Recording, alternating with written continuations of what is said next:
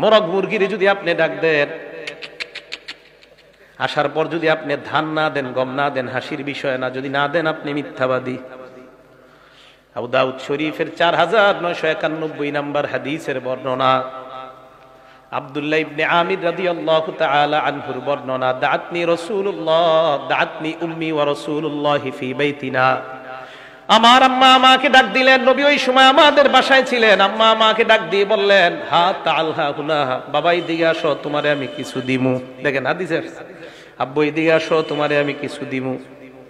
আল্লাহর নবী আম্মাকে বললেন, এই তুমি তারে কি দিতে চাও? ওই মহিলা জবাব দিলেন, উতিহি তামারুন ইয়া রাসূলুল্লাহ, আমি আমার ছেলেটাকে খেজুর দিব। নবীজি বললেন, আসলে খেজুর দিবা তো? জি হুজুর। নবী এবার কি বললেন দেখেন, স্বর্ণাক্ষরে লিখে রাখবেন, সবাই নিজের বিবিদেরকেও গিয়ে বলবেন এই কথাটা, আমা ইন্নাকি লাউলাম তুতিহি শাইআ, তুমি তোমার সন্তানকে ডাকার পর যদি তুমি কিছু না দিতা, কুতিবাত আলাইকি কাযিবা, তোমার নামে আল্লাহর খাতায় একটা মিথ্যা লেখা হয়ে যেত। সত্যি করে বলেন তো, এই অপরাধটা আমাদের দ্বারা হয় না?